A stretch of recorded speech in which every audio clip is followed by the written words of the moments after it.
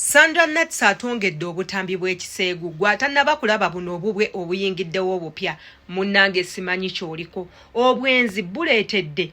Abanayuganda abamu be tumanye ab'amannya okubambula obutambaala ku maaso. Abamu ku mmwe mubadde mubeegombera wala naye munaabalaba mu buno obutambi bwabwe obufulumye muyinza okufa nga temuzzeemu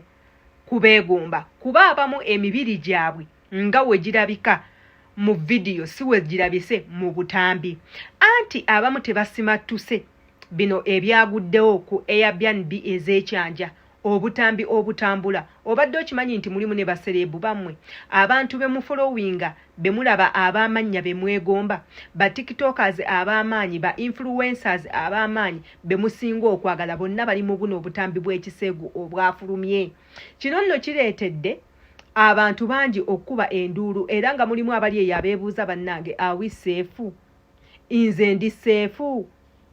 bannange nze ndi bulungi oba nedda era nga mulimu abatandise okuba amasimu nga beebuuza nga bagamba bannange akange mwekali akange mukalabyeko bannange akange mukalabye abalala bagenzeeko ne mukuwaaba bagenzeeko mubakuuma eddembe beekubire omulanga.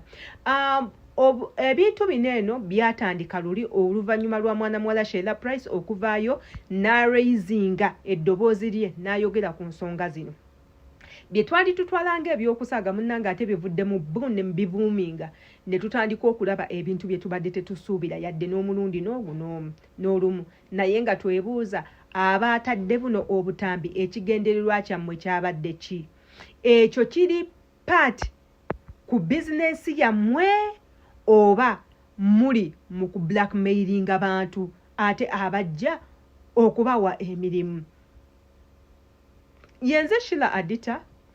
tugenda kwogera ku butambi bw'ekiseegu obwafulumye obw'abakama baffe wabula ate naawe kikkakatako okusubscribinga bw'oba obadde tunaba subscribinga okwate kade bw'oba obadde tunaba kakwatako video zonna zenteekayo zikutuukeko commentinga bulungi tumanye endowooza yo ku butambi nga bwe buti. Obutambi bw'ekiseegu obwafulumye obw'aba influencers bammwe teekako n'abawala abalala abanyirira ab'amabina muboogerako ki? Waliyo akatambi akasinze okunkwasa ennaku ak'omwana muwala eyabadde yeekolako emikolo nga ye ng'omuntu. Akatambi ako kaafulumye tetumanyi mwana muwala ali ku ki. Teekako n'obwabalala bangi nnyo abayina empiso mu bubina abayina enkovu ku mabina abakyamakyama abambala obwambazi obubina abatwala bino ebintu byabwe bineeno ne batandika okwekozesa bokka ne batandika okwemazisa bokka ebintu bingi nnyo by'osobola olabamu obwo obutambi n'ogamba bannange yensi eri ku ki? Omuntu n'ava ewuwe n'aleka okukola ekikolwa ng'ali wuwe najja ate akikolera eno gy'apangisizza kiki ekigenda mu maaso era ebyo byonna biva ku bwenzi. Tulagawa nze ntunuulidde obutambi n'enkwata kutama ne ŋŋamba bannange sigenda kuseka kisobola okera ku makya nekintuukako kisobola otuuka ku muganda wange kisobola otuuka ku muntu yenna gwe mmanyi oba kitange oba mmange naye ndaba nga sirina nsonga ya kuseka wabula nga nina kujja wano eno nange ne mbaako kye njogera. Tukubira nnyo omulanga